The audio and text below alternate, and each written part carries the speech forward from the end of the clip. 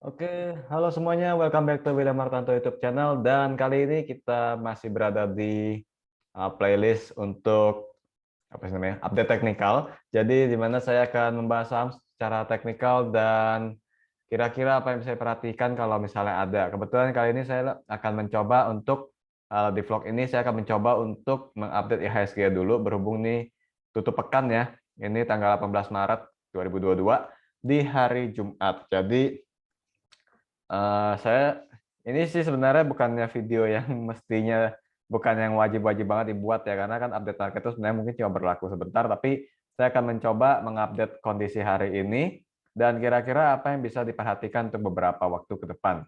Beberapa waktu itu mungkin bukan cuma hari Senin depannya atau mungkin seminggu ke depannya, kita nggak tahu.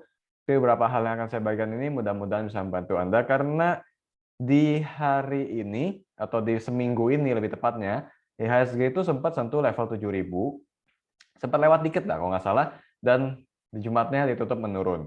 Jadi saya akan mencoba mengupdate dan memperhatikan kira-kira saham apa yang bisa Anda perhatikan untuk beberapa waktu ke depannya. Karena kalau soal IHSG sendiri itu penting nggak penting. Kenapa? Kalau IHSG naik, belum tentu saham Anda ikut naik. Ya, kita ngomong belak-belakannya aja. Bahwa IHSG mungkin disebut sebagai indeks harga saham gabungan. Tapi dengan sistem pembobotan, mau gabungan saham sekecil-kecil naik, sama Astra misalnya turun aja, IHSG-nya langsung merah gitu kan. Jadi ya saya mengambil IHSG hanya untuk membantu sedikit dan sisanya kita akan coba lihat ke stock pick-nya gitu ya. Nanti saya juga mungkin akan membuat beberapa video lainnya untuk ke sektor khusus. Jadi ini kita membahas in general aja untuk IHSG dan saham-saham big caps. Kita akan mulai untuk share screen dulu. Oh iya, dan kembali lagi mengingatkan bahwa ya ini saya lakukan remindernya hanya saya lakukan karena video tentang update technical ini sifatnya masih baru. Jadi saya reminder bahwa apapun saham yang saya share di sini, Anda lebih disarankan terfokus ke bagian stop loss-nya aja. Kenapa begitu? Jadi bicara risk and reward, kalau stop loss nggak kena, maka Anda tinggal tunggu untuk ke target price. Dengan kata lain, Anda mungkin asumsinya Anda beli gitu ya, saham yang saya mention ini mungkin saham-saham yang akan saya mention nanti mungkin ada yang menarik perhatian Anda dan Anda ikut beli, ya misalnya gitu ya. Dan kalau Anda mau tahu kira-kira masih aman hold nggak, ya perhatiin aja di batas stop loss-nya kena atau enggak. Kalau nggak kena, paling masalah time frame aja sampai menuju target price. Gitu. Nah, kita akan mulai untuk share screen-nya. Kita di trading view aja, dan ini sudah di HSG ya. Jadi ini kembali mengingatkan ini tanggal 18 Maret 2022 di hari Jumat. Kalau kita lihat IHSG-nya turun sih. Nah, ini waktu di tanggal 17 Maretnya, IHSG sempat menyentuh HSG 7.032 ya. 7.032,7021. Trading view kok banyak juga ya, sampai 4 angka di belakang. Saya baru perhatiin loh, karena selama ini saya cuman ya lebih fokus ke tren sama candlestick kalau ada pattern yang perlu perhatiin. Kalau soal angka, jujur lebih ngikutin di RTI sih. Soalnya ya itu, saya nggak nyangka angka di belakang komanya diambil 4 gitu. Tapi ya sedetil ini bagus sih. Dan ditutup lagi pada hari ini dengan closing di level 6.954,96. Anggaplah 6.955. Apakah masih aman? Well, sebenarnya kalau Anda lihat gambar di sini sudah tahu sih jawabannya ya kan. Ini kan yang dipakai buat outlook tadi pagi. Dan yang akan kami pakai sementara selama belum ada pelemahan di bawah trendline ini ya. Jadi kalau mau langsung ambil kesimpulan sih, biar lebih cepat aja di bagian IHSG-nya, selama masih di atas 6913 saya kira masih sangat aman. Jangankan 6913, mungkin orang-orang akan menggunakan level 6900 sebagai support psikologisnya. Jadi kalau misalnya masih bertahan di atas 6900 masih aman, nggak masalah sih, karena kalau kita terlalu fokus ke trendline, kadang jebakannya adalah turun sedikit di bawah trendline, bayangannya udah gagal. Sedangkan kayak yang saya pernah bilang, false break itu selalu ada ya. Jadi kayak kondisi ada nggak yang mirip-mirip gitu. Di sini kebetulan belum. Di sini kebetulan gambarnya sih so far rapi banget ya support resistance IHSG, jadi belum dapat. Tapi intinya sih kalau kejadian kayak false break itu anggapnya kayak gini nih. Misalnya ini harusnya support gitu ya. Di candle tanggal 1 Desember nih harusnya support, dia ternyata cepat turun di bawahnya, closingnya baru naik lagi. Nah, itu kondisi false break. Jadi kelihatannya gagal atau tembus support atau tembus resisten tapi enggak jadi. Saya balikin dulu gambarnya biar saya bisa pakai lagi buat outlook. Kalau kita balik lagi ke sini, ke garis yang kuning, ini cukup menjelaskan kondisi IHSG at least dari 25 Januari. Seperti yang kita tahu bahwa pada awal-awalnya kalau IHSG itu masih sideways ya dari Oktober sampai Januari ini baru mulai naik. Pun sebenarnya sideways-nya itu ada sempat berlanjut lagi kalau Anda sempat sadar kondisi tersebut ya. Yaitu pada saat IHSG sentuh level 6.900. Kapan itu? Yaitu pada sekitaran 18 Februari lah ya. Ini pertama kali tembus 6.900 ya. Dan setelahnya sebenarnya sempat mendatar dikit. Jadi area kurang lebih di sini. Kalau Anda perhatikan, pertama kali IHSG sentuh 6.900 di tanggal 18 Februari. Ya, di situ sih, di sini tertulisnya 6899. Kita asumsikan itu 6.900. Karena seingat saya sih sebenarnya 6.900 ya. Cuman katakanlah saya salah ingat, coba beda 1 poin nggak jadi masalah. Toh besoknya juga sempat ditembus kan. Kondisi yang terjadi pada IHSG di hari Jumat 18 Maret ini sangat mirip dengan yang terjadi pada tanggal 22 Februari. Jadi di sini kan di tanggal 18 Februarinya sentuh, besokannya tembus, besoknya lagi turun. Nah, kebetulan kalau di tanggal 16 Maret ini highest-nya 6992, beda 8 poin, besoknya ditembus alias di tanggal 17, hari ini diturunin. Jadi kalau saya bilang kondisi IHSG ini sangat mirip dengan apa yang sudah terjadi dan yang selama ini terjadi. Dalam artian begini, setiap kali tembus resisten yang baru, itu akan terjadi retest ya.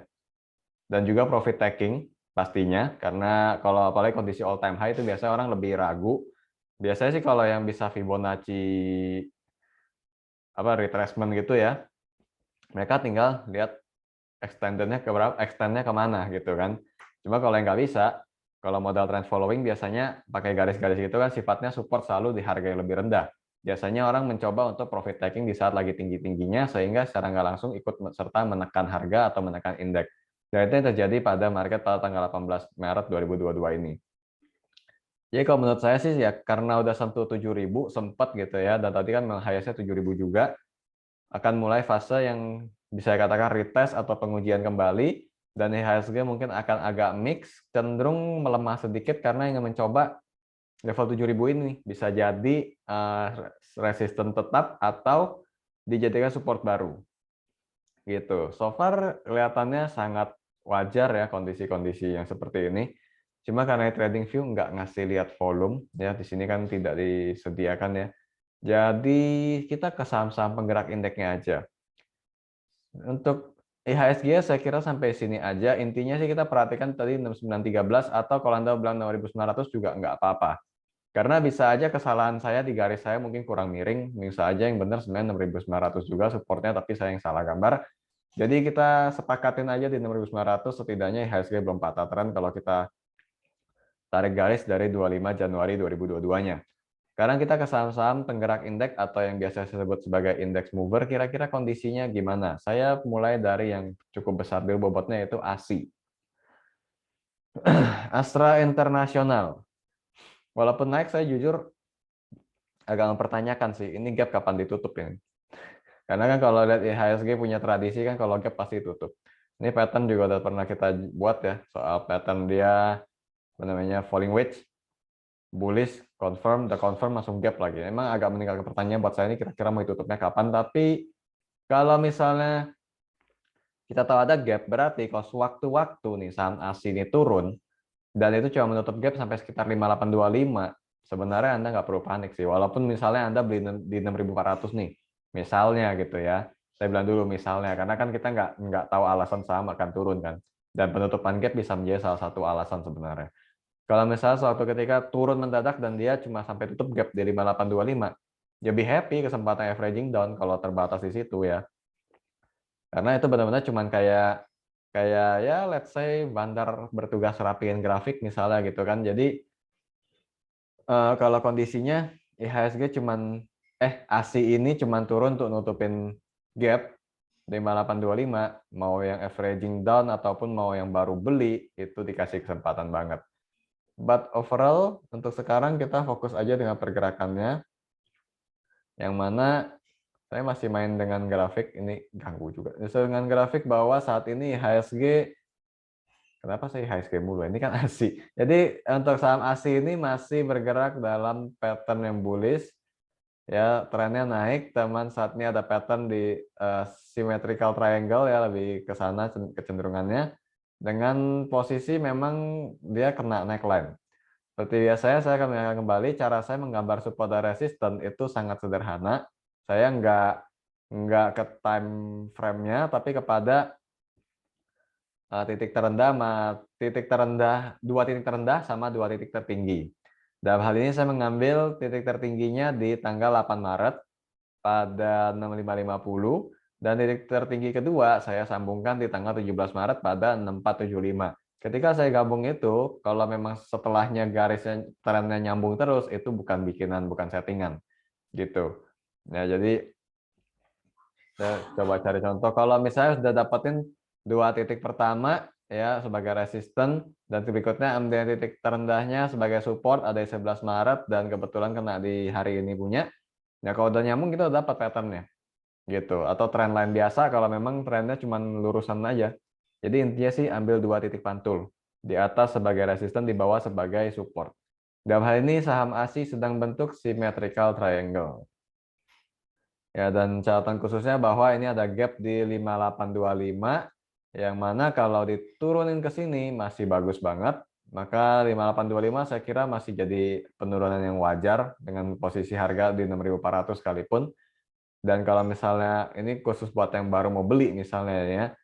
Kalau turun ke 5825 masih aman tuh stop loss-nya di berapa? Saya mungkin akan mengatakan stop loss atau menyarankan stop loss itu di sini di 5425. Jauh memang, karena saya menganggap bahwa kalau misalnya lagi kondisi naik gini aja, suatu waktu saham ASI bisa tutup gap, berarti pada saat itu volatilitas harga akan lebih tinggi sehingga batasan stop loss yang terlalu dekat akan membuat Anda kena resiko false break.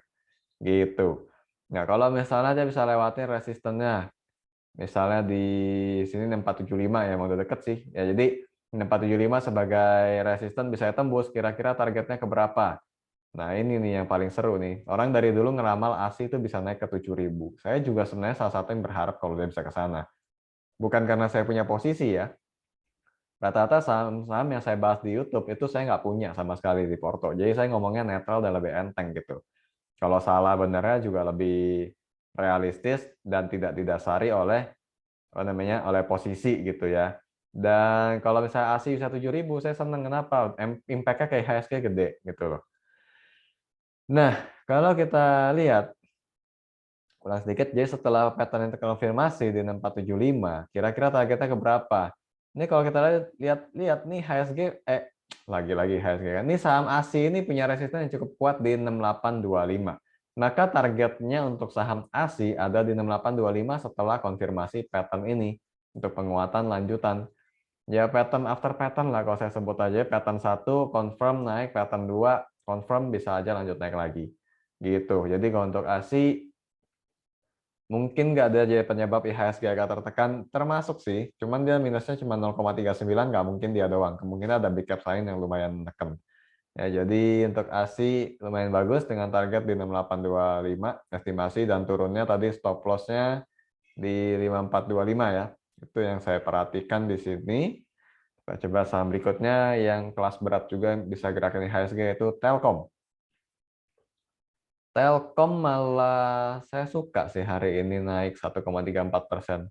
Bukan penguatan yang bagus sih, bukan yang membanggakan banget karena memang blue chip pada umumnya kan upside-nya tipis-tipis.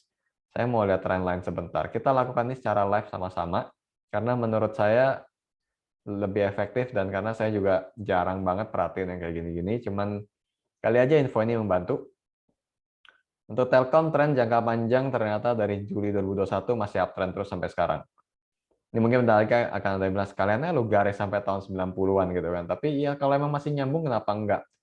Ingat kalau Anda ingat tahun 2018 juga orang banyak yang bilang tren 10 tahun patah, padahal enggak. Saya yang buktiin juga waktu itu. Nah, jadi dengan metode itu juga saya terbiasa untuk mengambil tren jangka panjang dulu untuk membaca kira-kira kalau saham-saham yang model Telkom gini kalau masih aman belinya di berapa? Stop loss-nya di berapa gitu ya. Oke, setelah membuat garis sampai di sini, saya bisa bilang stop loss-nya Telkom tuh jauh di 4.300 setidaknya. Atau kalau mau lebih dekatnya 4340 untuk level stop loss-nya. Jadi kita bicara stop loss-nya dulu nih. Kalau Anda mau beli, saya mungkin lebih sarankan kalau misalnya ada sedikit pelemahan di area ini. Ini opening 4410. Ya, ini kan ke atas berarti openingnya 4410. Itu lebih sarankan. Kenapa alasannya begitu? Tapi saya kalau ngeliat dari candlestick yang ini, saya merasa agak menarik aja karena highest-nya dia bahkan tidak bisa melewati opening kemarin. Openingnya itu 4550, highest-nya cuma 44, 4540. Ya, beda 10 poin, tapi itu udah cukup memperlihatkan sih ada waktu sampai closing juga tidak mampu melewati level candlestick yang lebih tinggi di sehari sebelumnya. Oleh karena itu saya melihat kecenderungan Telkom lebih ke mix sideways gitu ya untuk sementara.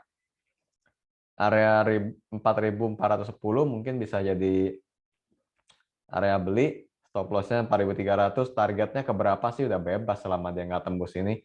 Mau dibilang 5000 bisa nggak? Iya, saya nggak bilang pasti, tapi kalau memang tren masih jalan, masih bisa sih mestinya. Ya, saya juga termasuk orang yang percaya bahwa bandar itu kan bebas.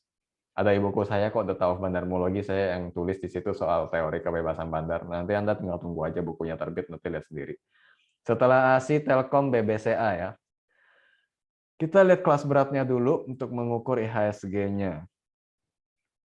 Apakah ada yang bisa digaris dulu untuk jangka panjang? Nggak ada. Nggak ketemu pasti. BBCA overall balik lagi ke area sideways ini, saya cuma cukup perpanjang sedikit untuk melihat dia kembali ke area sideways dia dengan supportnya 7550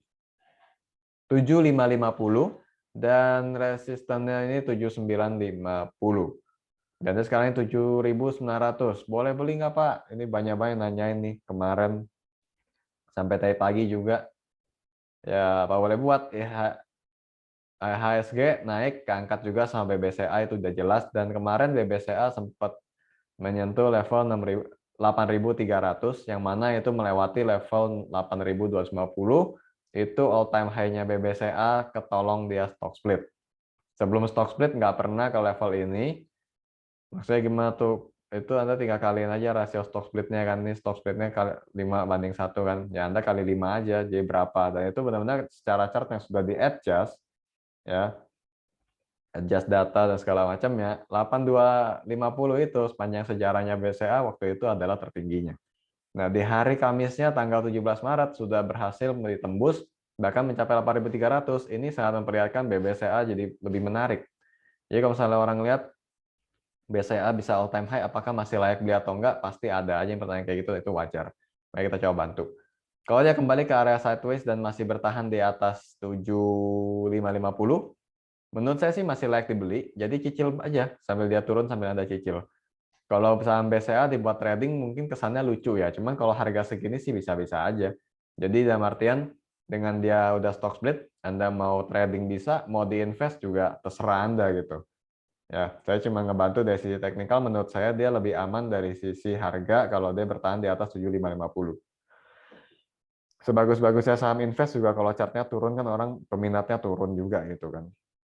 Nah, kita coba ukur. Terus apa ya yang cukup gerakin IHSG? Kalau HMSP sih udah enggak, Unilever lebih enggak lagi. Ya kita coba lanjut ke Big Banks aja, BBRI misalnya. Saya paling habis ini BBRI sama BMRI terus kita ke kesimpulan. BBRI sih ini udah jelas trennya masih naik ya. Kalau kita lihat dari ini 21 September 2021 naik. Ini pattern boleh dibilang bullish flag tapi flagnya kepanjangan ya, intinya mirip lah. Udah konfirmasi juga.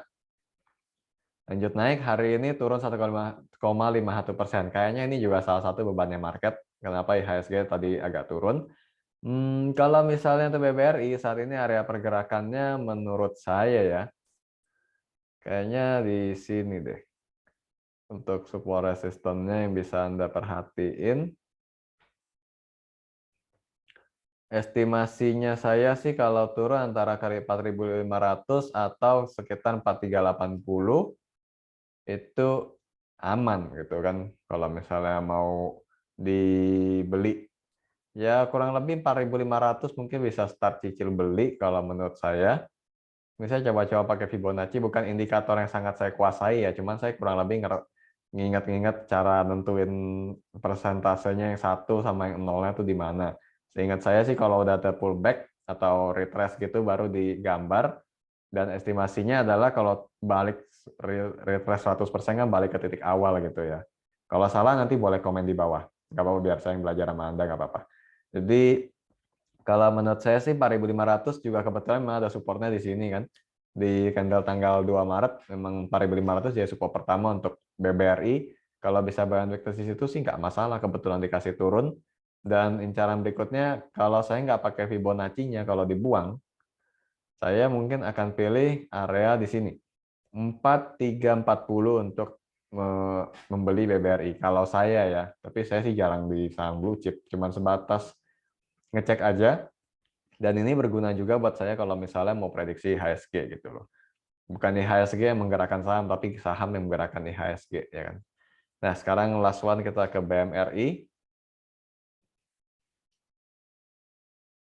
Saya memilih Big Banks lagi, dan saya suka dengan volumenya. Ini adalah hal pertama yang saya perhatiin. BMRI itu mirip kejadian di sini nih. Ini pattern gagal juga nih, buang aja deh.